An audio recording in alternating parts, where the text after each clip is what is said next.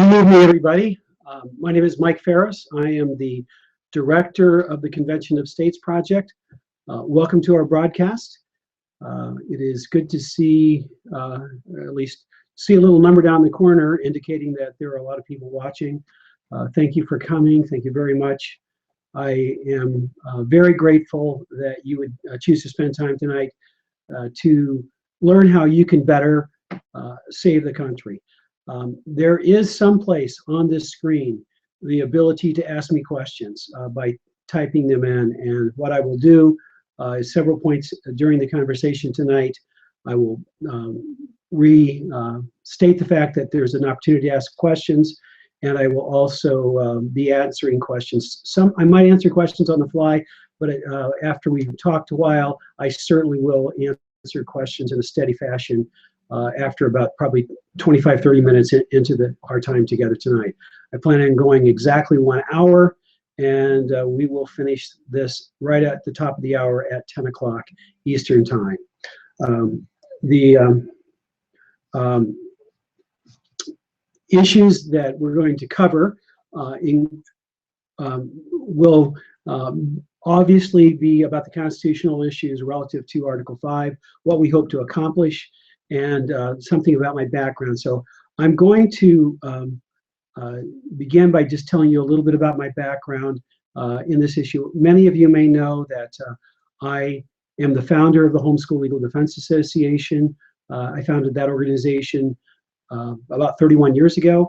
I'm also the founder and chancellor of Patrick Henry College, where I teach constitutional law and coach our moot court team that is the national champion, defending national champion. In fact, we've won the last 6 national championships in a row, and won 8 out of the last 10. So what that is, I train young people in how to argue for the Constitution in front of a pretend case that is in front of the supposed Supreme Court of the United States. It's a way to get them ready for law school. It's a way to get them ready to be champions of justice for the principles of the original meaning of the Constitution, for liberty. And the motto of Patrick Henry College, of course, is for Christ and for liberty. So, but my own personal background as a litigator includes the background of having litigated an Article 5 case in the late 1970s. It went on into the early 1980s when Congress purported to change the deadline for the ratification of the Equal Rights Amendment. And we worked together with legislators from Idaho and Arizona. I represented legislators from Washington State, and we litigated the issue of whether or not Congress could change the rules for the ratification of a constitutional amendment under Article 5 in the middle of the process. And the holding of that case was, no, Congress cannot change the rules. The rules, once started, stay the rules throughout the process, which is an important thing to know about Article 5 as a general principle, that the rules are not subject to manipulation, and you can go to court and you can win, and there are other checks and balances as well. So I have been a student of Article 5 for a long time. I've taught constitutional law for a long time to high school students online for about 20 years. I've taught at the collegiate level for 15 years.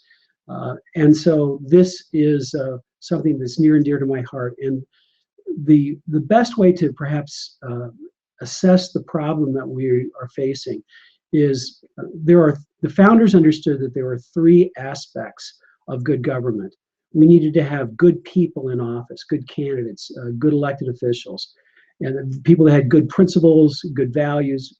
They were experienced, they were people of integrity. So good people was one aspect of what made good government in the minds of the founders. The second thing is we need to have good policy. Today, good policy would touch on issues like immigration and healthcare and lowering the size of the federal government and making sure that we balance our budget and things like that. Those are policy issues. But the thing that the founders thought was the most important to the preservation of freedom was to make sure that we have good structure.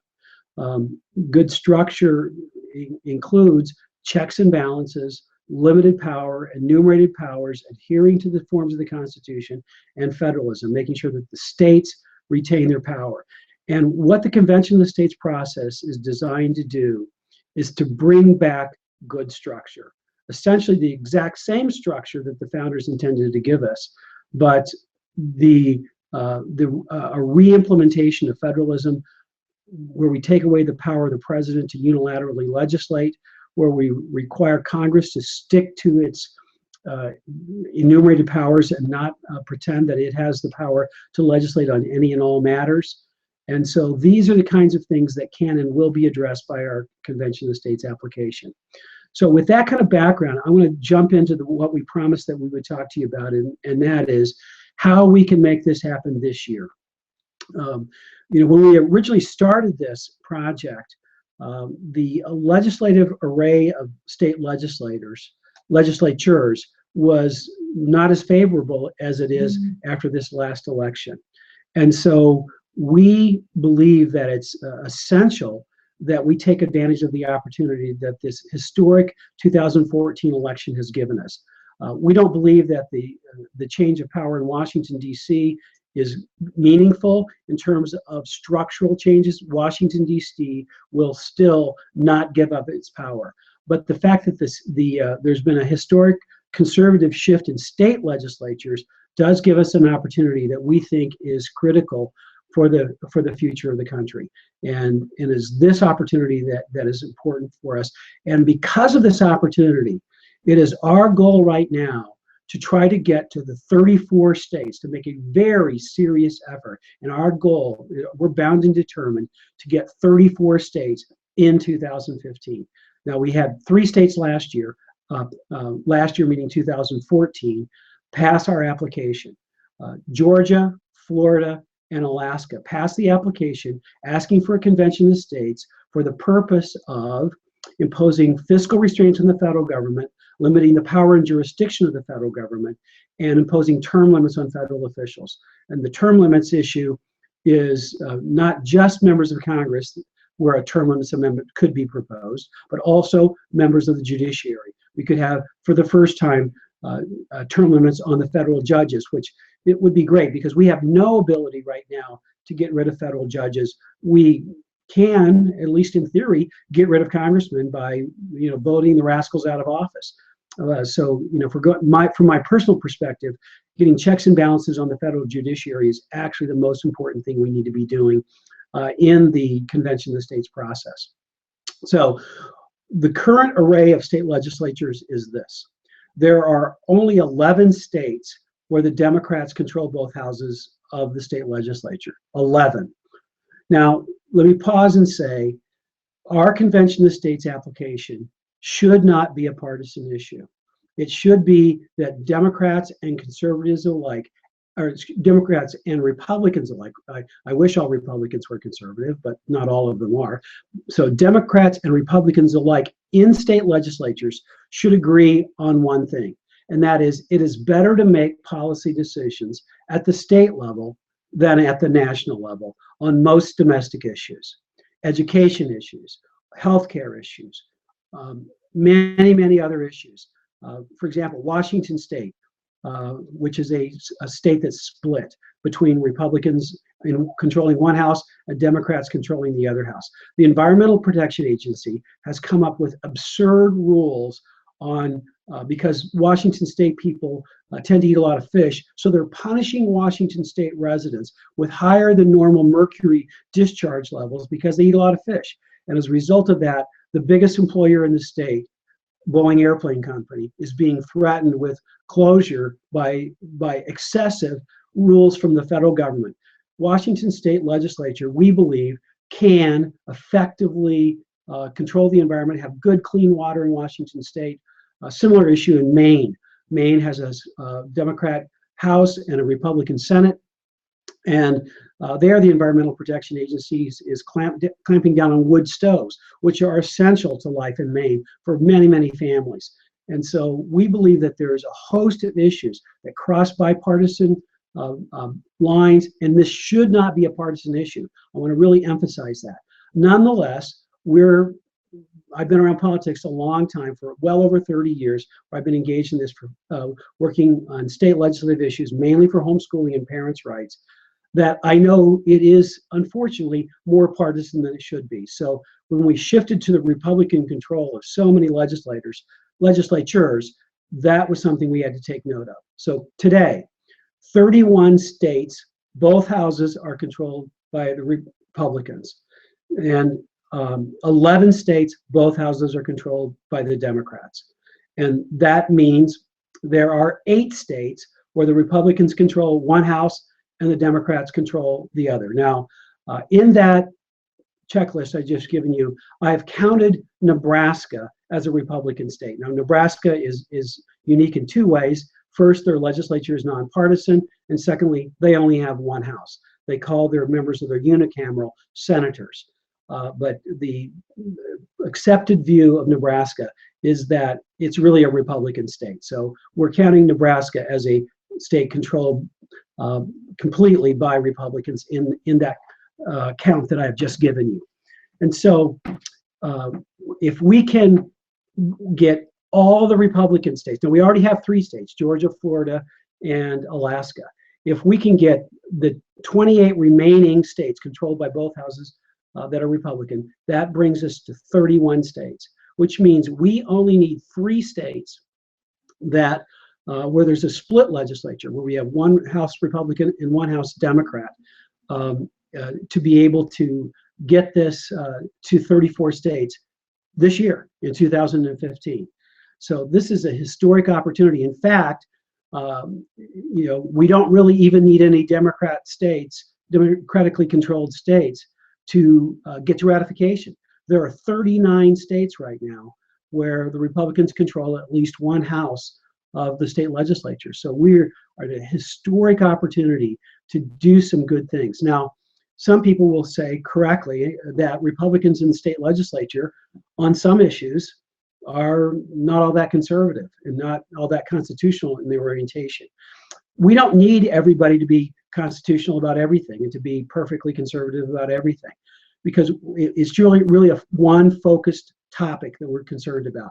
And that is, how should we allocate power?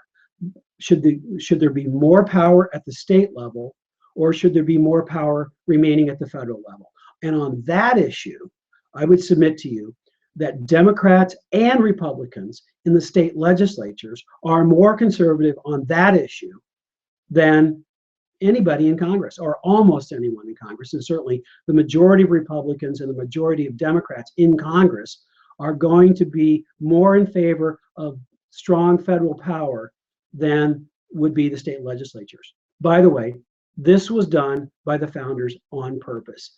They wanted the interests of the states to be pitted against the self-interest of Washington, so that the rights of the people would be safe when one level of government fights another level of government for control. Now, why it's good for the people to have this at the state legislature, here's a quick answer. Try getting a personal meeting with your US senator. It's really, really hard. Try getting a meeting with your state senator. That's pretty easy to do. The fewer people that a legislator represents, the more readily available that leader is to the people in their district. The less likely it is for big donors from other states to be interested in buying their affections. The U.S. Senate does not represent the people of their state.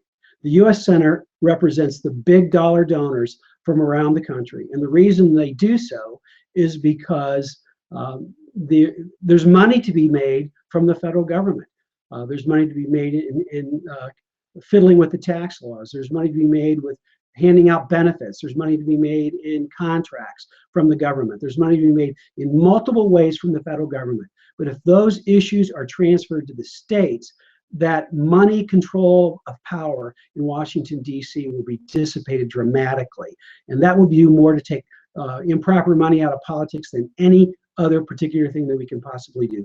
Change the spending authority back to the states, and the power will be dissolved and dispersed, and we will have a much more free country where average citizens will have more say than the super wealthy unions and corporations and other people that try to control power for their own benefit. So we are at a historic moment, and now is the time that we can and need to act. So that's why we think this year is the year to make history. The plan to do this requires us to have legislation that would advance our application introduced in at least 31 states, but perhaps as many as 36 states. We currently have prime sponsors ready to go in approximately 29 states. Now that number changes a little each day. We had North Dakota was added today. We've had some other sponsors that are considering it. So the number is not quite nailed down, but it's approximately, in round numbers, we're at about 30 states right now where we have a prime sponsor, at least one house of the legislature. You don't have to have both houses to get going. Just one house is sufficient. So we've got approximately 30 states lined up ready to go, and we are continuing to add a few states here and there until we get to a sufficient number that we have an opportunity to get to 34 states in 2015. Now, the basic game plan is very simple. If there's enough grassroots pressure placed on members of the legislature in each state, then we're going to get a vote and we're going to be successful on that vote. From the very beginning, our formula is this.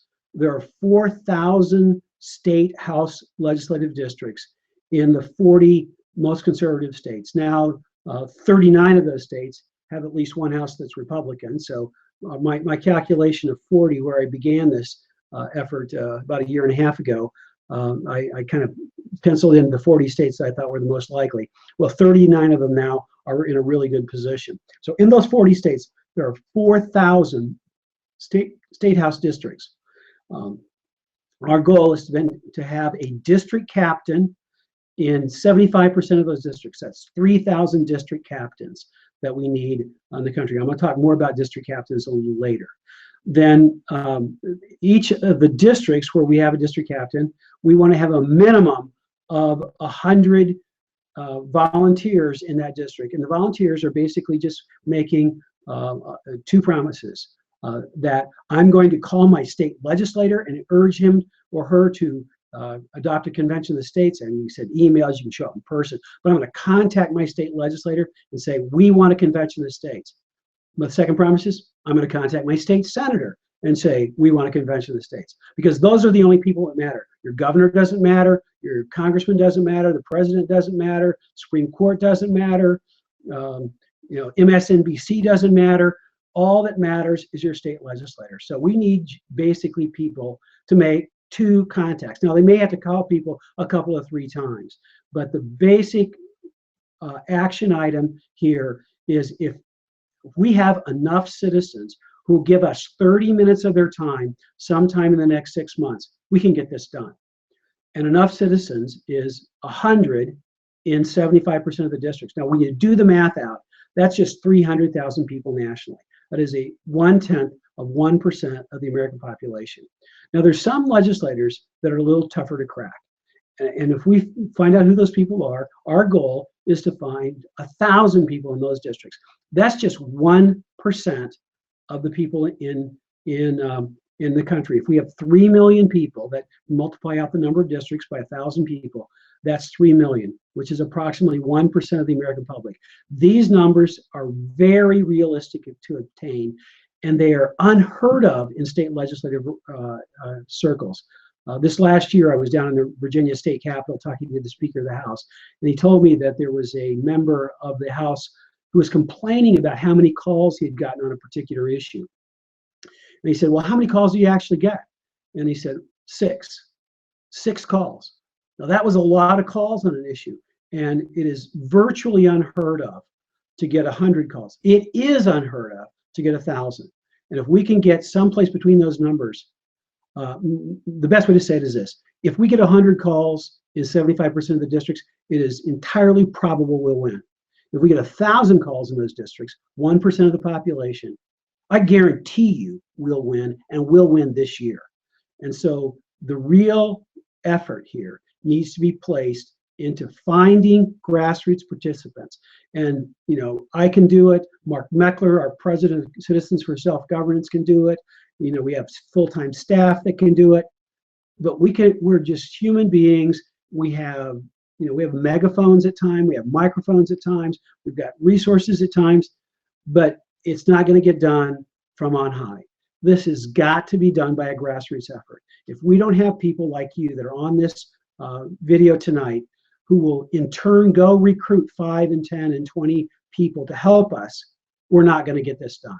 And so it is entirely a question of how many people in America want freedom enough, want to preserve real checks and balances on the federal government, that they're willing to invest 30 minutes of time in the next 6 months.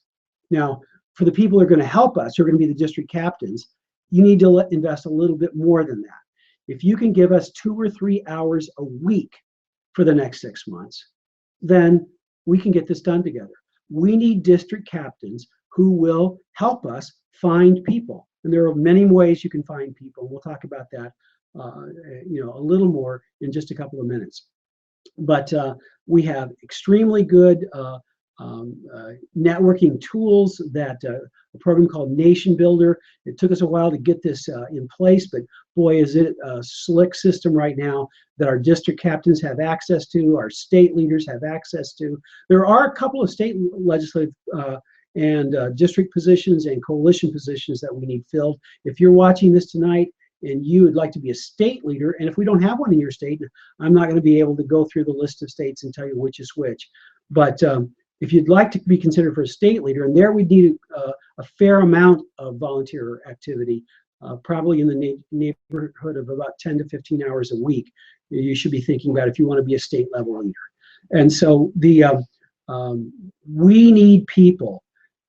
And you know, a friend of mine a couple of weeks ago, when we were actually at an event with Mark Levin, said, you know, what would the government be like if the United States Senate always passed every bill sent them by the House? In other words, kind of acted like the House of Lords in Britain, and they were just a, you know, a club, and really were not a serious legislative chamber. Well, what would happen is self-evident. The House would control everything. And then he said, what would happen if no president of the United States ever vetoed legislation? Well, what would happen is you'd have an imbalance of power, and Congress would control everything without any consideration of the views of the president. And they said, what would happen to our country if the state legislatures never used their power to check the federal government using Article 5? The answer is, well, we haven't used this power. And as a result of that, we've never checked the runaway federal government. And the situation that we're in today is because our state legislators have effectively violated their oath of office, because they have said that they're going to protect and defend the Constitution of the United States from all enemies, foreign and domestic. And I would tell you that the power cabal in Washington, D.C. is a functional enemy of the Constitution as it is written.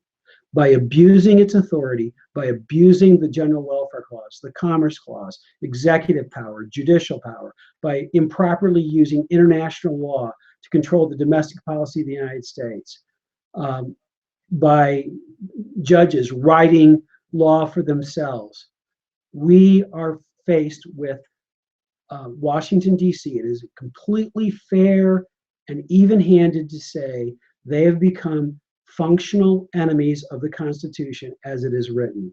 And it is the duty of state legislators to check that abuse of power. And it is the duty of citizens to make sure that our state legislators carry out their duty. Our duty is to encourage and make sure the state legislators perform their duty and check the abuse of power by Washington, D.C. It is our only hope. It's the hope that's in the Constitution. So if you go to our website, if you haven't signed our petition, for heaven's sake, sign the petition. What the petition does is simply this. The petition sends an automated email to your state senator and your state legislator. That is, if you fill the petition out completely and you give us your address. And so it doesn't really do a lot of good to just give us your name if we don't have the ability to send that message to your state legislator. then you're on our email list, and when the votes are coming up in your state legislature, in committee, on the floor of the House, in committee in the Senate, on the floor of the Senate, we can alert you that these votes are coming. We'll ask you another time to call either your House member or your senator, depending on which branch of the legislature is voting. So that's the participation that we need. District captains help us find people. Individuals call their legislator. State coordinators help us do all these things. That's the kind of participation we need. And whether we're going to have a free country or not really depends on your willingness to help us spread the word. So I'm really glad that so many of you are on board here tonight. And I'm going to now look over here to the side of the screen and start taking your questions. Bob asked, how do we get Jim DeMint and Heritage on board? I went and had a face-to-face visit with Jim DeMint about a year ago. He was very interested in that. There have been many other contacts with Heritage, and they're still not committed to it, but I know that Jim DeMint's instincts are in our direction. In fact, I'll just tell you, I was going in at a time where I was still deciding whether I was going to lead this project or I was going to run for the U.S. Senate in Virginia. And Jim DeMint's answer to me was, Mike, this project is more important than you being in the U.S. Senate. And, you know, even though he thought I would be a good senator, I think I would have been a good U.S. senator from Virginia as well. Nonetheless, I do believe that this project is far more important and is a much better way to check the imbalance of power in the federal government than even electing good conservatives to the U.S. Senate. So, Bob, thanks for that question.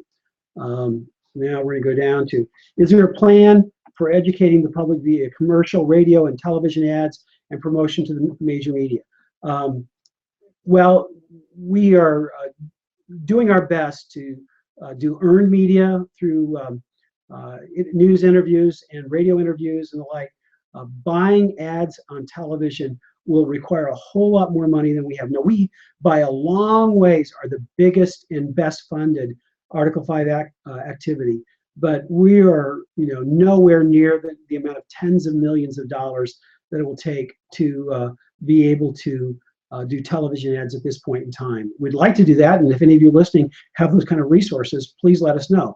We'd like to do it, and if you can help us, if people start sending us money, if 100,000 people sending us $100, we'd be on television in a heartbeat. So that's something we'd like to do, but it's not something that we have the capacity to do right at this minute. We've got earned media opportunities, and we're continuing to do that. The next question is, can you address a frequent objection that this is from a state legislator friend of mine, Frank Edelblue in New Hampshire. And Frank says, can you address a frequent objection I hear regarding a runaway convention that could end poorly for liberty? Certainly. We have, by the way, we have a lot of material about this on our website, but let me give you just the basics. The basics are this. The process is designed to prevent a runaway convention. And realistically, the checks and balances are in place, make the prospect of a runaway convention so remote that it's really fair to say, how likely is it that President Obama will appoint me to the next vacancy on the Supreme Court? Now, I'm fully qualified to be on the Supreme Court of the United States. And any presidential candidates that are listening who want to appoint me to the Supreme Court in the next 2016, I'd be glad to be considered for the Supreme Court. Nonetheless, the left is not going around wringing its hands saying, oh my goodness, we ought to abolish the Supreme Court. We ought not to do this anymore because this conservative guy, Mike Farris, is so conservative. We can't have him on the Supreme Court. He'll undo all the stuff that we've accomplished through the runaway court in the last 30 years.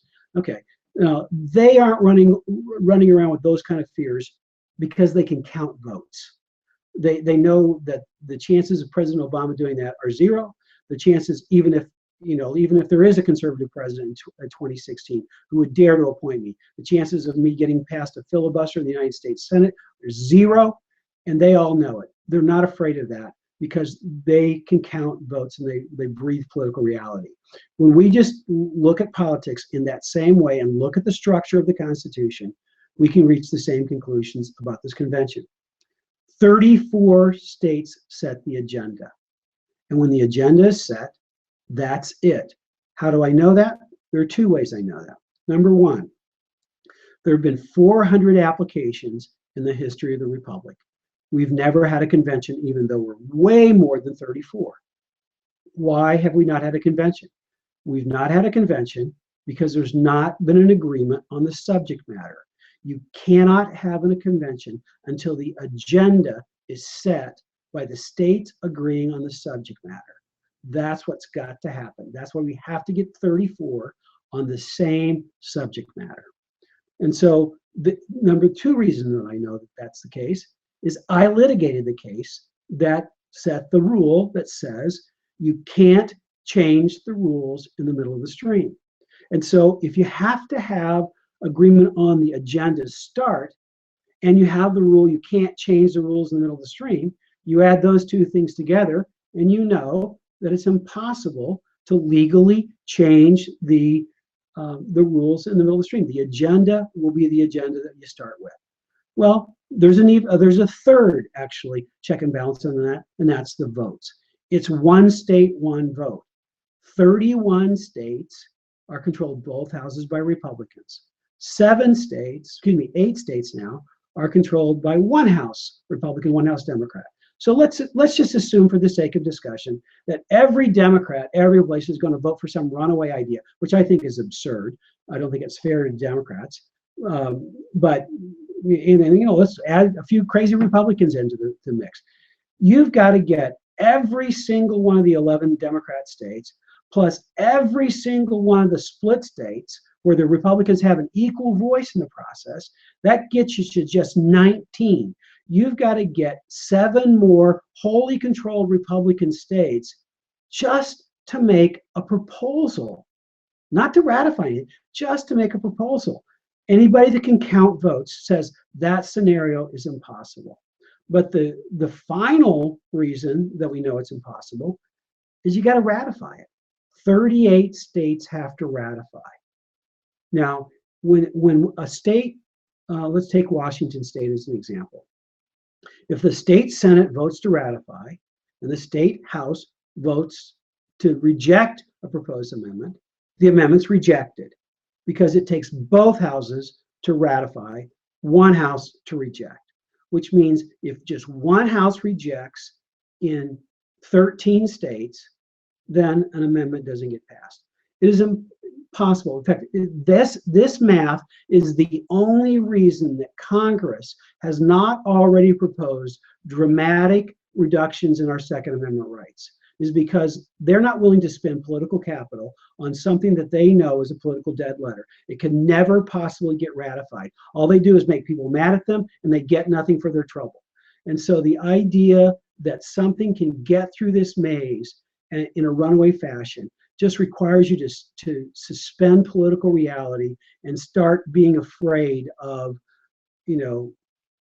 things that are absolutely politically impossible. Again, they're the political equivalent of the left wing being fearful that President Obama is going to appoint Mike Farris to the Supreme Court.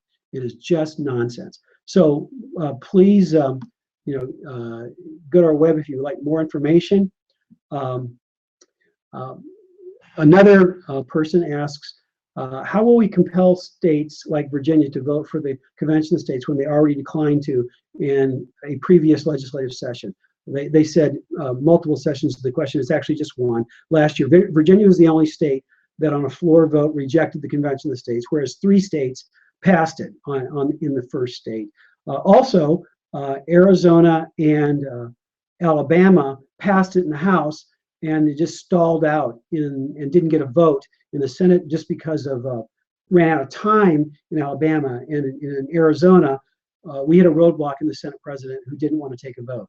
And so that was a problem we're working on for this next year. But so we've only had one failed vote. It was relatively close in the Virginia House. But the basic answer is I got from a number of state legislators is that the Democrats controlled the Virginia Senate last year. The Republicans now control the Virginia House, and the Republican legislators that voted no on this, many of them told me they didn't want to offend the naysayers for something that they knew was going to die in the Virginia Senate when the Democrats controlled it. And that was a fair assessment, that the Democrats in the Virginia Senate would have killed it.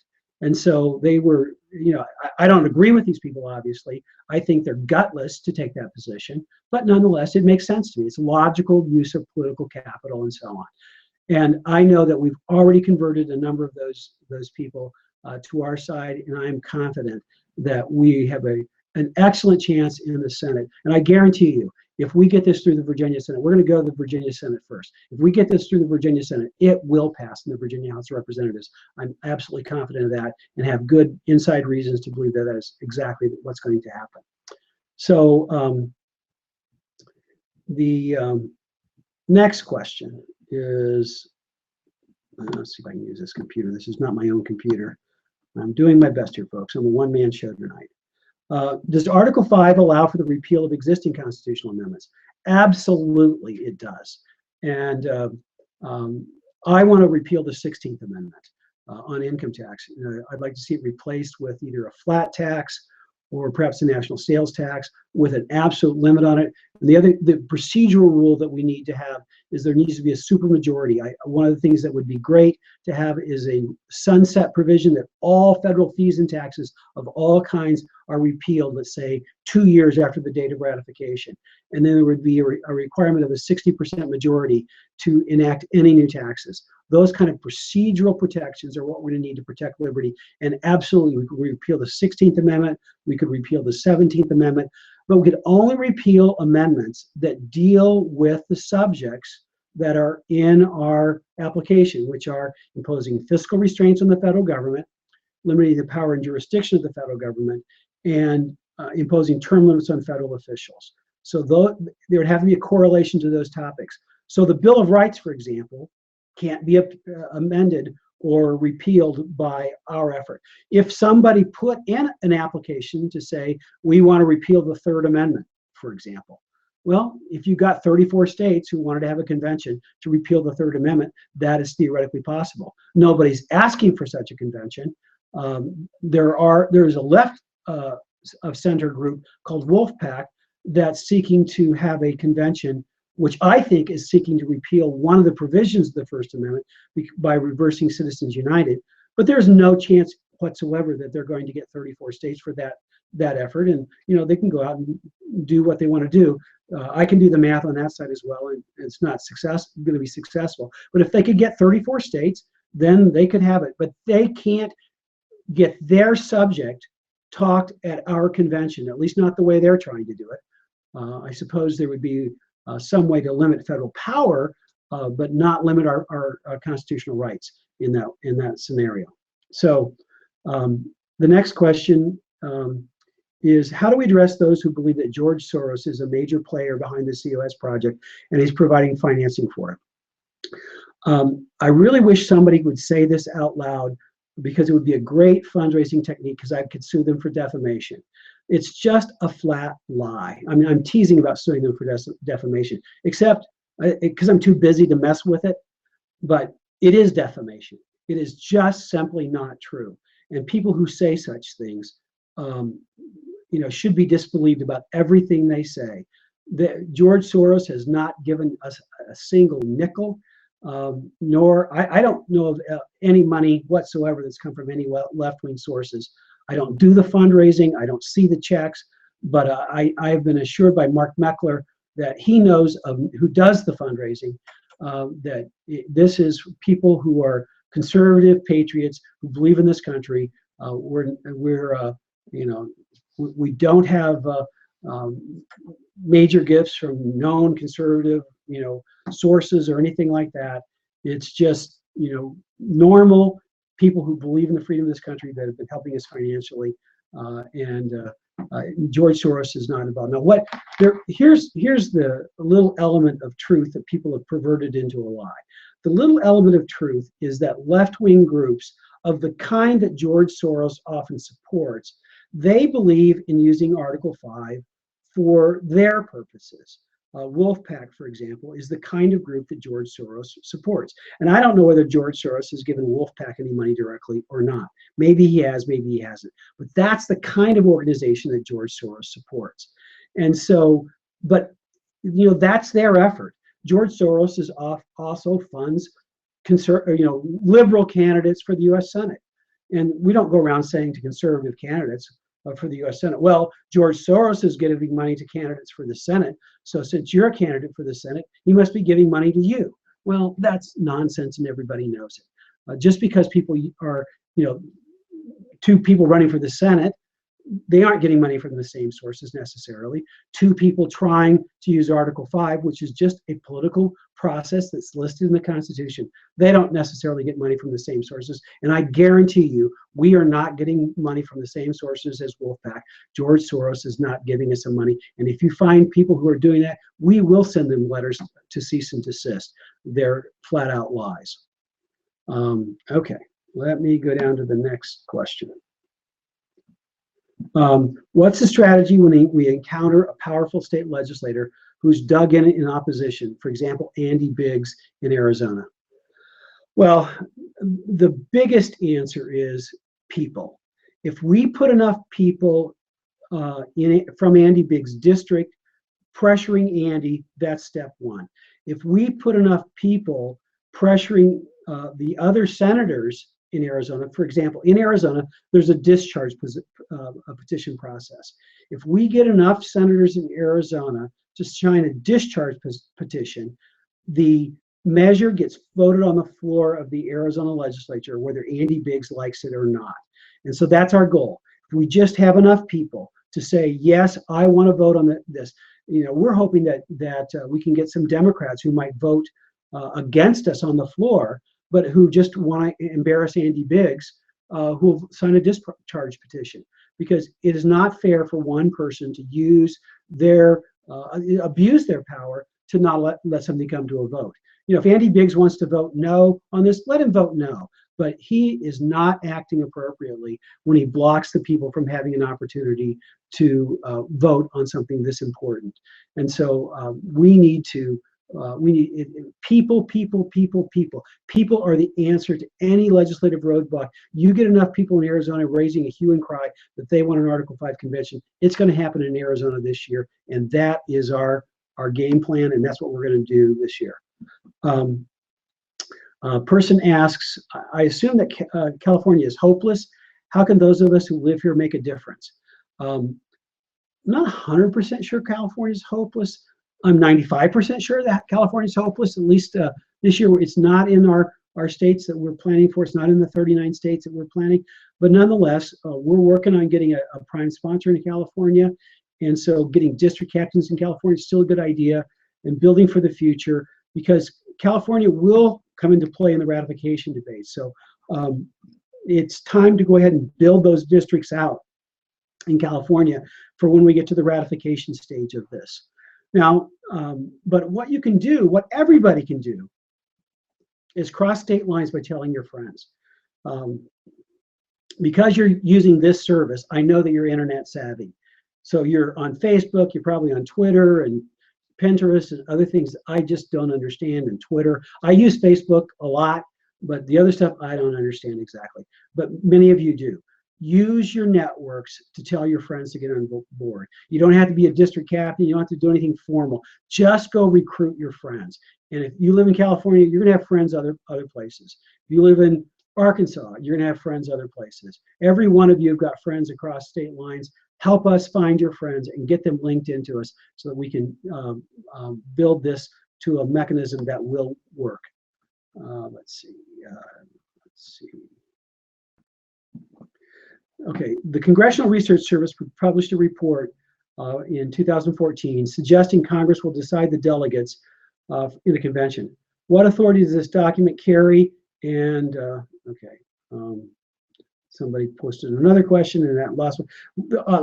What authority does this document carry? And the answer is none, zero. The people who wrote that don't know what they're talking about. Young lawyers who get a job at Congress write these things. It's a Congressional Research Service, and you know, it's really a simple argument to answer. The evidence that they have for Congress claiming the authority to name delegates and otherwise control the convention process is they look at a bunch of bills that have been introduced in Congress, and every single one of these bills has failed. And I can tell you this, the only way you determine what the will of Congress is by bills that have passed. Bills that fail never determine the will of Congress, except in this sense. The Supreme Court, in a case from the Korean War era, where Youngstown Sheehan 2 versus Sawyer is the name of the case, where Congress considered a bill to give the president the power to seize steel mills during wartime, it was during the Korean War, and to stop labor disputes. There was a bill considering giving him the exact power that he used in this case. But the bill failed in Congress. And the Supreme Court said the fact that Congress considered a bill and rejected it is evidence that Congress intended not to give the president such authority.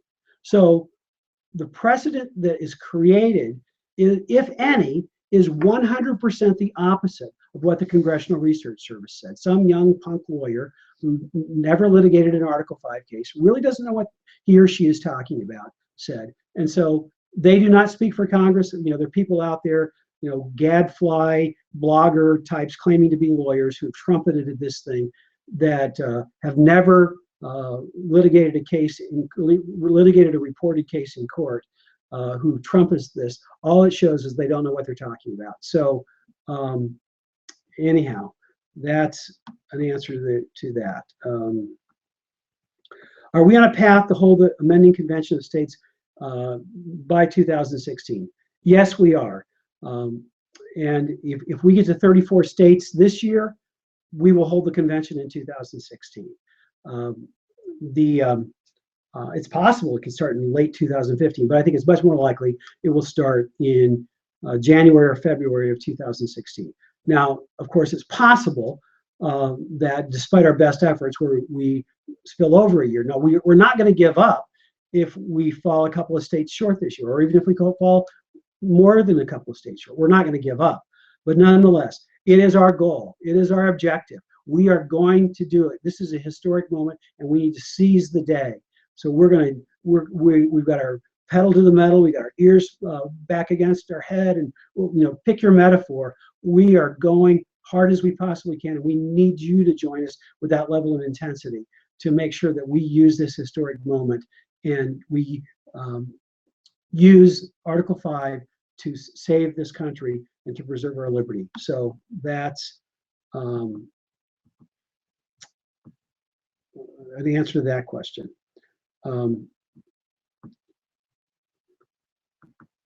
There was a question on how can we promote COS as being nonpartisan and ensure that we don't polarize an automatic negative response.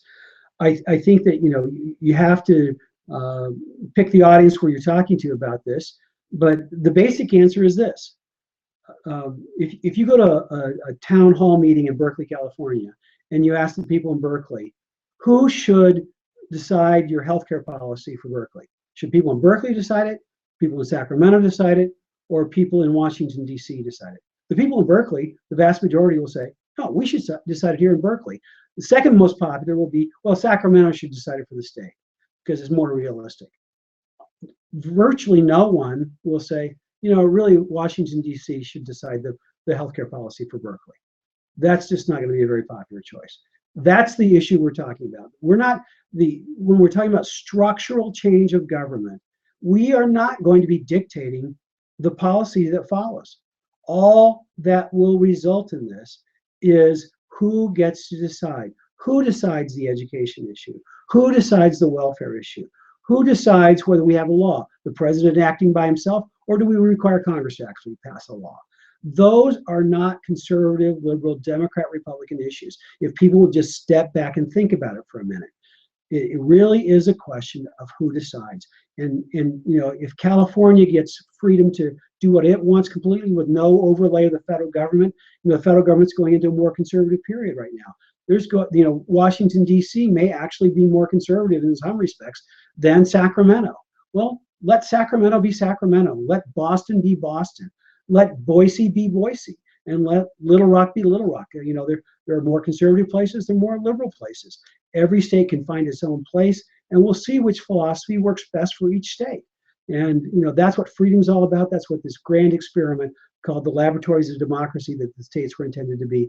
And that's the basic message that we think is important to make it nonpartisan as best we can. Let's see. When a legislator tells you that they support Article 5, yet they support a limited approach, balanced budget amendment, versus the three-pronged approach of the Convention of the States, what's the response? Now, we have a document that answers this specifically, and that I'm 99% sure that it's on our website. If not, I will make sure that it's on our website. I hope I didn't just disconnect something. My foot hit something. I hope it was just the power switch. I think it was. I think we're okay. Sorry about that. And so I lost my train of thought by pulling the power switch. Oh boy, I really have lost the question. Sorry. And because questions keep getting posted, they are scrolling across my screen. This is the point to tell you that I really am 63 years old, and I'm a grandfather of 17, and I'm doing my best to remember these things, and I apologize, I have lost it. So I will try to find it again. Oh, there it is. When a legislator tells you that they support Article 5. Okay, so the basic answer is a balanced budget amendment standing by itself can't stop excessive taxes. A balanced budget amendment by itself cannot stop excessive spending. It is possible to balance the budget by keeping on spending like there's no tomorrow and simply raising taxes. Moreover, there's a legal problem with balanced budget amendment. Because they have been written in so many different ways, there's going to be litigation that follows on the issue of aggregation. So whenever they get to 34 states, and my best guess, if you count the aggregation, how many of them really are in agreement on the subject matter, as fairly as possible, they're not at 24 states.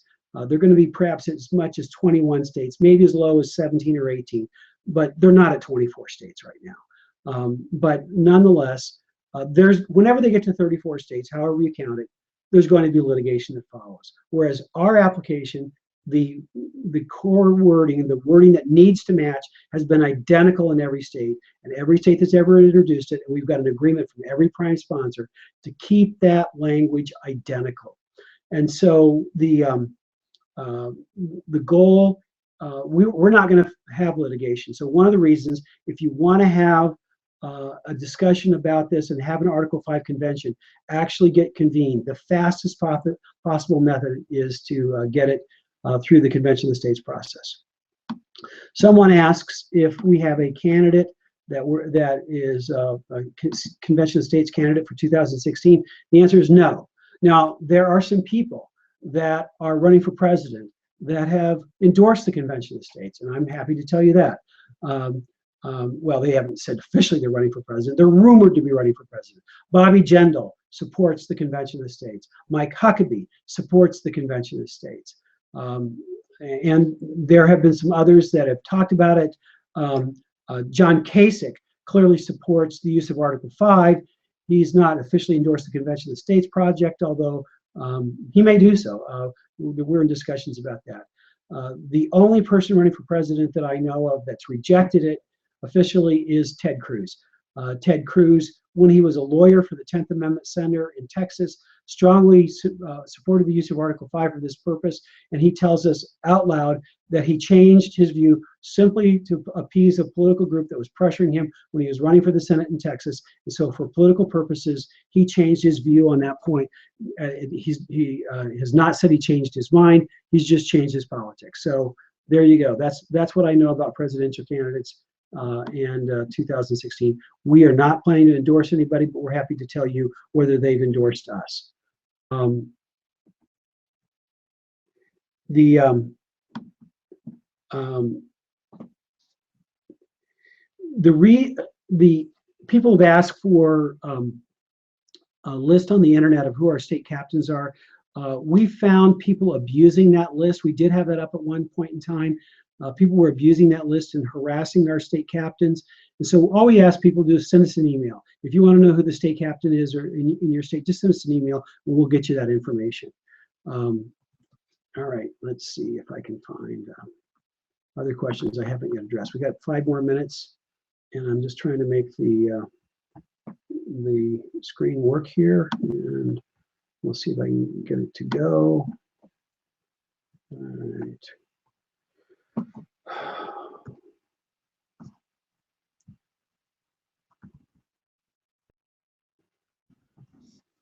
What's the most common objection you receive to someone just hearing about the Convention of the States, and how do you overcome it?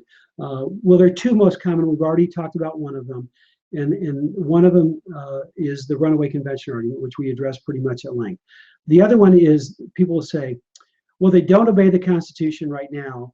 Why do you believe that they'll obey the Constitution if we amend it? I get why people think that, but there's actually a more precise way to observe what's going on. Our federal government actually obeys the wrong Constitution because we've effectively acquired 2 constitutions. There's the Constitution as written, and then there's the Constitution as interpreted by the Supreme Court. And the federal government pretty much accurately obeys the Constitution as interpreted by the Supreme Court. It is the problem with our government is the Supreme Court's interpretation does not match the original meaning of the Constitution. It is possible to overturn Supreme Court interpretations. I have done so myself. You know, when I say that, in politics, nobody ever does something by themselves. So when I say that, I don't mean I did it by myself. I was a leader in a movement that did that. The Religious Freedom Restoration Act was the bill that Hobby Lobby successfully used to stop Obamacare from forcing them to violate their religious freedom. The Supreme Court, through the First Amendment, traditional view of the free exercise of religion, onto the constitutional trash pile. And a bill was written to reverse the Supreme Court. And that bill was called the Religious Freedom Restoration Act. I'm the guy who named the bill. There was a general committee running the politics of that bill, and there was a subcommittee of lawyers who drafted the bill. I was the chairman. First, I was the chairman, then I was the co-chairman of the bill of lawyers who drafted the Religious Freedom Restoration Act. So I both named the bill and chaired the group who wrote the law.